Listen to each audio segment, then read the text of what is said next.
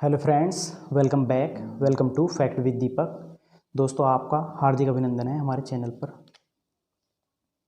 देखिएगा फ्रेंड्स, मुझे जो है आपके कमेंट्स मिल रहे हैं, काफ़ी अच्छे अच्छे कमेंट्स आ रहे हैं, पर फिर भी मैं आपसे ये बोलना चाह रहा हूँ कि आप अपनी जो है प्रिपरेशन को यही मत सोचिएगा कि मैं ही आपको पढ़ाऊँगा तो सब कुछ ही आपको पढ़ना पड़ेगा। कहीं दूसरी किताबों में टाइम आप बर्बाद मत कीजिएगा, बस थोड़ा बहुत पढ़ लीजिएगा। जैसा मैं आपको बता रहा हूँ, जिस टॉपिक से मैंने आपको पढ़ाया है उस टॉपिक से संबंधित आप कोई भी किताब उठाकर देख लीजिएगा। उसमें यदि मैंने कोई क्वेश्चन आपसे रह रहा है तो वो भी आप कंप्लीट कर लीजिए, पर ज़्यादा मत कीजिएगा, क्योंकि आने वाले सारे क्वेश्चनों का जिक्र मैं अपनी वीडियो में कर रहा हूँ। ओके, क्योंकि कुछ क्वेश्चन किताबों में ऐसे छपे हैं जिनको आए हुए अरसे हो गए हैं, है ना। कभी जीवन में उनको एग्जामिनर ने देखा ही नहीं है, बस आप ही लोगों ने देखा है और देख कर यहीं पर रह गए, है ना। चलिएगा, बुरा मत मानिएगा, असलियत यही है कि उम्र निकलती चली जाएगी और किताबों ये नोट्स आपके घरों में बढ़ते चले जाएंगे, है ना। तो चलिएगा, लिखिएगा। आज हम दूसरा पार्ट पढ़ाने वाले हैं आपको। किसका? कौन सी नदी का? दक्षिण भारत की नदियों का। चलिएगा, पहली बौद्ध परिषद कहाँ पर हुई थी? तो आप कहेंगे राजगृह में। राजगृह, है ना। आपको अच्छे से इतिहास पढ़ाएंगे हम, बिल्कुल वीआईपी वे में, है ना। आपको अच्छा लगेगा। सब्जेक्ट आपको सब पढ़ाऊंगा, बस इंग्लिश को छोड़कर मैं।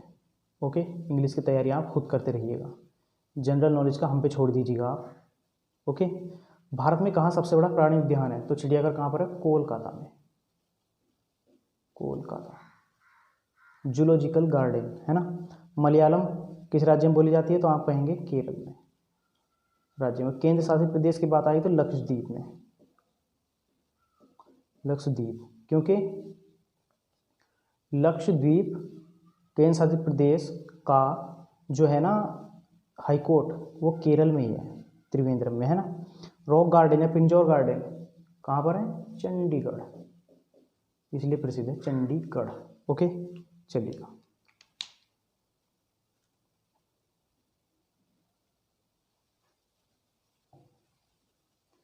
सुन जरा सोनिए, सुन जरा, सुन जरा सोनिए, सुन जरा, आज खामोशियों से आ रही है सदा, धड़कने है दीवानी, दिल भी कुछ कह रहा है। तो देखिए फ्रेंड्स, आज हम आपको बताते हैं कि बंगाल की खाड़ी में गिरने वाली नदियों के बारे में और अरब सागर में गिरने वाली नदियों के बारे में। अब देखिएगा, एक आप टॉपिक पहले सुन लीजिएगा, सुन क्या लिख ही लीजिएगा इसको इससे पहले, कि दक्षिण भारत के यानी पश्चिमी घाट पर या दक्षिण भारत की नदियों में बरसाती जल से ही उनको जल मिल पाता है, बरसात वाली से ही, है ना, या मौसमी नदियाँ हैं। और उत्तर भारत में ग्लेशियर से मिलता है। तो दक्षिण भारत में ग्लेशियर से क्यों नहीं मिलता? अब सुनिएगा। ब्रह्मांड की नहीं, वायुमंडल की, या कहेंगे हम वायुमंडल की, एटमॉस्फेयर की सबसे छोटी या सबसे निचली परत, ऐसे है ना। वायुमंडल, क्षोभ मंडल, समताप मंडल, और ये कौन सा है? आयन मंडल, बरहीमंडल, है ना। तो इसकी लंबाई लगभग 14 किलोमीटर है ऊपर को, है ना। ये हमारी पृथ्वी है। ओके, यहाँ पर नहीं, 14 किलोमीटर यहाँ पर है, 14 किमी, है ना। और ये हमारी पृथ्वी है। पृथ्वी से 14 किलोमीटर क्या है? क्षोभ मंडल। इसको इंग्लिश में बोलते हैं ट्रोपोस्फेयर, है ना, ट्रोपोस्फेयर। तो देखिएगा, क्षोभ मंडल का मतलब है, क्षोभ का अर्थ क्या होता है? गुस्सा, गुस्सा या तनाव या नाराजगी, है ना, नाराजगी। ओके, अब देखिएगा, क्षोभ मंडल में 4400 मीटर की ऊंचाई पर हिमरेखा पाई जाती है। 4400 मीटर यानी 4 किलोमीटर और 400 मीटर, इसी को तो बोलेंगे हम 4400 मीटर। अब देखिएगा, पृथ्वी पर 4400 मीटर की ऊंचाई पर हिमरेखा पाई जाती है। इस हिमरेखा का मतलब समझ रहे हैं आप? हिम का शब्द जहाँ भी आ गया समझ लीजिएगा कि बर्फ से बात हो रही है हमारी। ओके, बर्फ, है ना। तो चाहे वो अमेजन का क्षेत्र हो, उसके ऊपर भी अमेजन पे यदि कोई पर्वत हो ना, उस पर भी आपको बर्फ़ दिखाई देगी। कभी आप ये सोचोगे अमेजन तो या विषुवत रेखा के बिल्कुल करीब है, वहाँ पर तो इतनी गर्मी है, काफ़ी गर्मी है। तो गर्मी से मतलब नहीं है, मामला है ऊंचाई का, क्योंकि जितनी ऊंचाई पे आप जाओगे उतनी ही आपका टेम्परेचर कम होता चला जाएगा। 1 किलोमीटर पर कितना होता है, 6.5 डिग्री सेंटीग्रेड तापमान कम होता है। ओके, चलिएगा।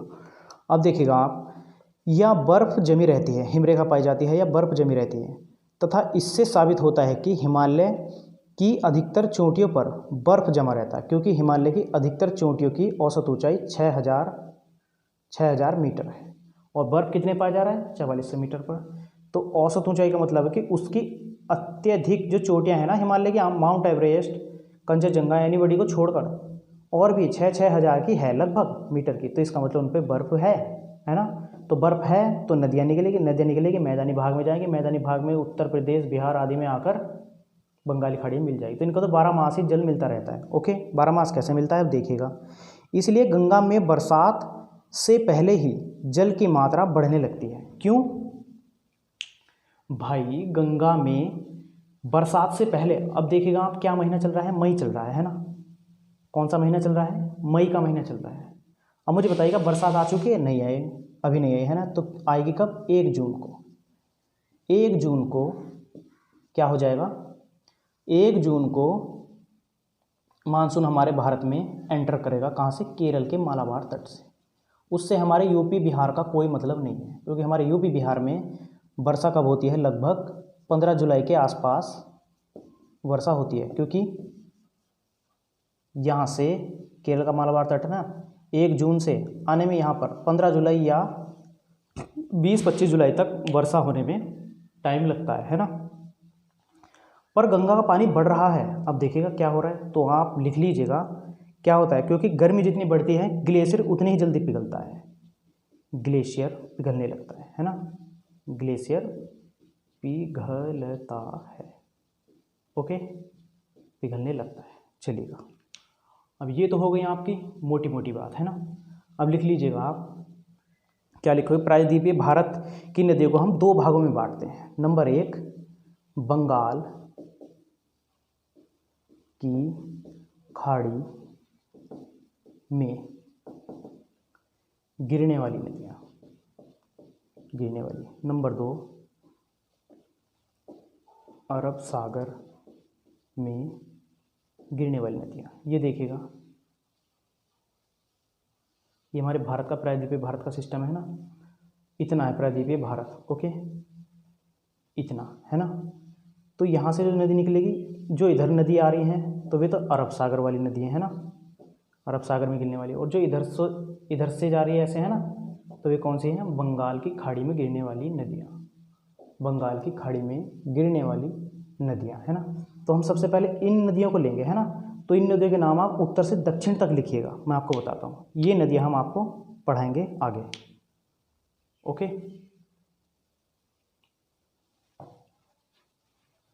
ज़्यादा तेज़ बोलना पड़ रहा है फ्रेंड्स, मेरा गला वैसे ही दुख रहा है, दर्द हो रहा है गले में।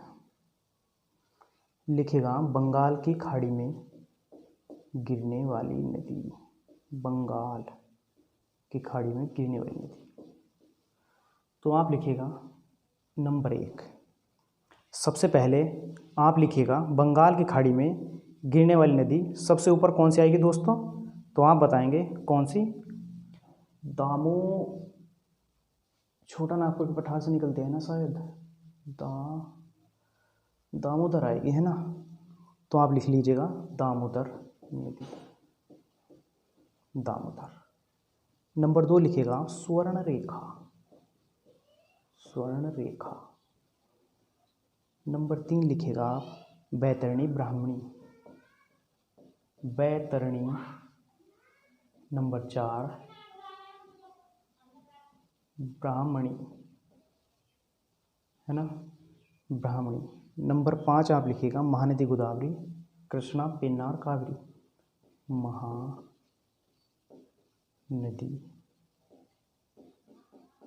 गोदावरी,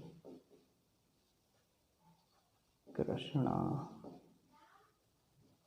पेन्नार, पेन्नार कावेरी महानदी गोदावरी कृष्णा पेन्नार कावेरी बैगाई ताम्रपर्णी बैगाई ताम्रपर्णी है ना। 7 8 9 10 11 है ना, 11 नदी है। क्योंकि मैं एक बार फिर से रिपीट कर लेता हूँ। दामोदर स्वर्णरेखा बैतरणी ब्राह्मणी दामोदर स्वर्णरेखा बैतरणी ब्राह्मणी महानदी गोदावरी कृष्णा पेन्नार कावेरी बैगाई ताम्रपर्णी। ओके, ये आप क्रम लिख लीजिएगा। कहाँ से है? उत्तर से दक्षिण तक।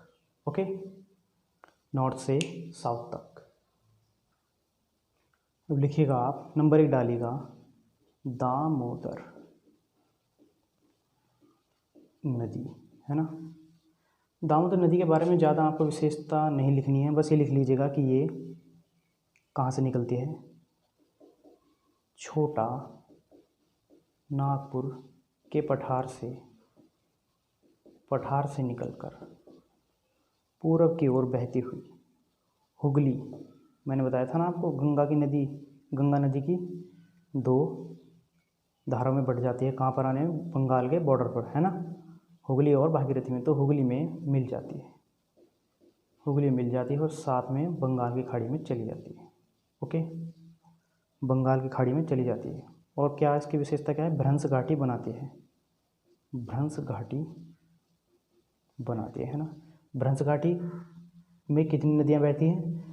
3, नर्मदा, ताप्ती, दामोदर, है ना। नर्मदा, ताप्ती, दामोदर। सबसे बड़ी नर्मदा, फिर ताप्ती, फिर दामोदर, भ्रंश घाटी वाली नदियाँ। ओके, अब डालिएगा आप स्वर्ण रेखा नदी। क्या डाल दे फ्रेंड आपने? स्वर्ण रेखा नदी। ओके,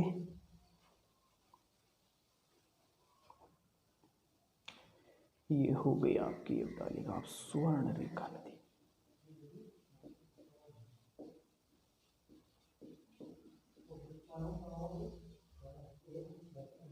स्वर्ण रेखा नदी। अब इसको आप लिखिएगा कि कहाँ से निकलती है।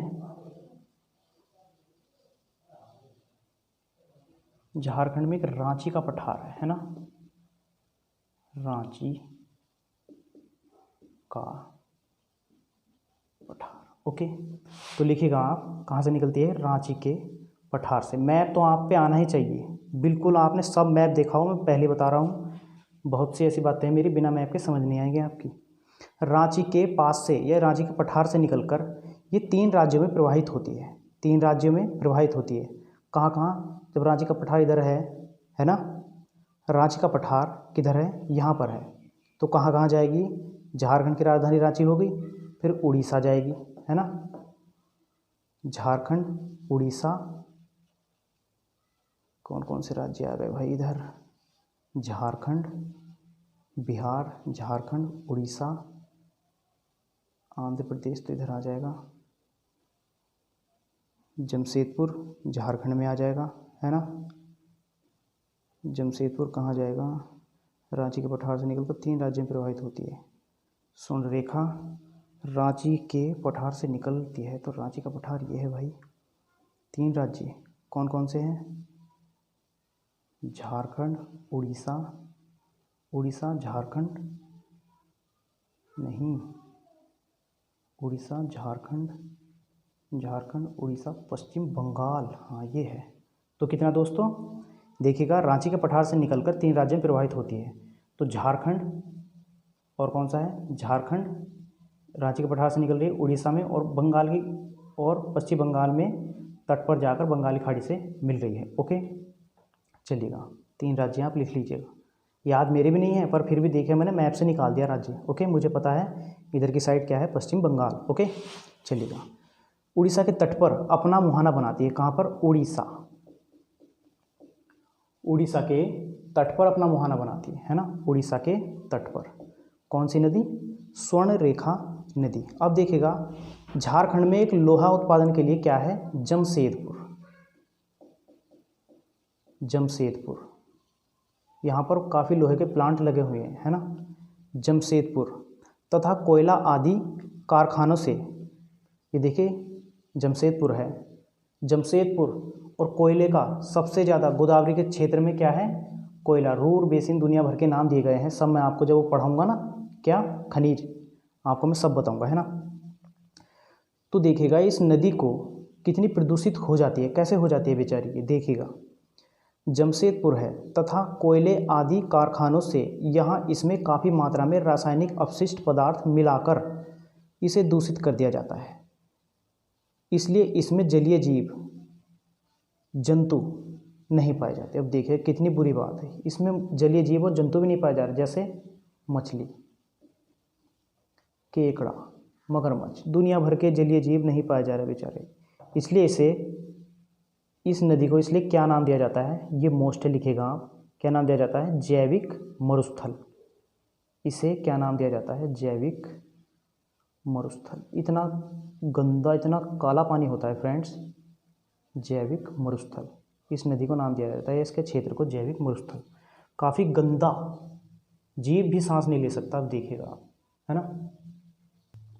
तो चलिएगा फ्रेंड्स, आज हमने आपको ये बताया, यहाँ तक 2 नदी हमने आपको कंप्लीट करा दी है। कल हम आपको सारी नदियाँ बताएंगे, बताने का प्रयास करेंगे पूरा, है ना। टाइम आपका जैसे ज़्यादा होता है मैं आपको पढ़ाना बंद कर देता हूँ, ओके, क्योंकि डेटा आपका भी खर्च ना हो, काम भी पूरा हो जाए, है ना। तो लिखिएगा आप 4 क्वेश्चन में से दक्षिण भारत की कौन सी नदियाँ अरब सागर में गिरती है। दक्षिण भारत की कौन सी, अभी इससे रिलेटेड नहीं पूछा मैंने आपसे, ये तो मैं आपको विविध में दे रहा हूँ। कौन सी 2 नदियाँ तो बहुत गिर रही हैं, पर हम आपसे 2 का नाम पूछ रहे हैं जो अरब सागर में गिर रही हो, अरब सागर में गिर रही हो, ओके। अब आप लिखिएगा सागौन किस वन का उत्पाद है। सागौन किस वन का उत्पाद है या विशेषता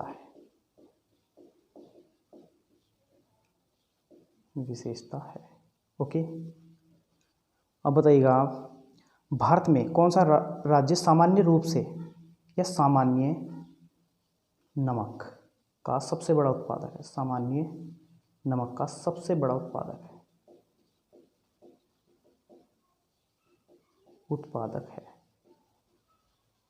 है ना। ये हाल फिलहाल में बदलते रहते हैं, पर फिर भी एक राज्य को मान्यता दी गई है सामान्य रूप से, ओके। चंद्र ग्रहण किस दिन होता है भाई, चंद्र ग्रहण किस दिन होता है, बताइएगा। तो चलिएगा फ्रेंड्स, मिलते हैं कल तक के लिए नमस्कार।